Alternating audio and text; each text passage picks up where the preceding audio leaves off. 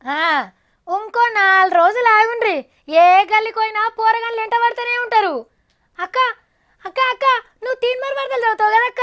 నువ్వు తెలంగాణలో మస్తు ఫేమస్ అక్క. దానికి తగ్గట్టే చదివేయాలి అక్కో అని ఎంట పడతారు. అరే చిల్లర లేవురా అంటే, ఏంది చిల్లరనా? ఎవరికి కావాలి నీ చిల్లరా? ఇస్తే ఆస్మాన్ నోటియు, లేదంటే ఆమె మస్తు పీసినేస్తాను అనుకుంటాం పో అని అంటారు.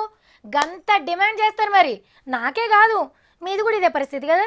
పండగలు వచ్చినాయంటే చాలు చందా బుక్కులు పట్టుకొని బయలుదేరుతారు. తక్కువలో తక్కువ 100 రూపాయలు రాస్తే గానీ ఇడిచిపెట్టరు. లేకుంటే గుడికి రంగులు వేపిస్తావా, లైట్లు పెట్టిస్తావా, పోనీ పండగకు సౌదలు ఇప్పిస్తావా, అయ్యవారు ఖర్చు పెట్టుకుంటావా, లేకుంటే మైక్ సప్పుడు పెట్టియా రాదు. ఒకరోజు అన్నదానం ఖర్చు పెట్టుకో నీకు పుణ్యం వస్తుంది అని అడుగుతుంటారు.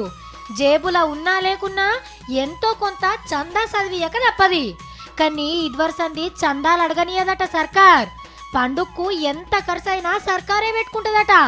పట్నంలా ఏ గుడికాడ ఏమేం సవలతులు కావాలో చెప్తే పైకం పంపిస్తామని బోనాల పండగ ఏర్పాట్లు నడుచుకుంటున్న మంత్రుల సంఘం చెప్పింది. ఓ 70-80 కోట్లు ఖర్చు పెడతందుకు తయారున్నారట. కాబట్టి ఎవరన్నా నచ్చి మిమ్మల్ని చందాలు అడిగితే రాయకుండ్రి, అంతలా భక్తుంటే దేవుని పేరు మీద ఏమన్నా ఇప్పిస్తామనుండ్రి. మొత్తానికైతే ఒక మంచి పని జరుగుతున్నట్టే లెక్క. బోనాలు ఏడైనా బోనాలే కాబట్టి ఊర్లల్ల పండగలకు కూడా సర్కారే పెట్టుకోవాలి.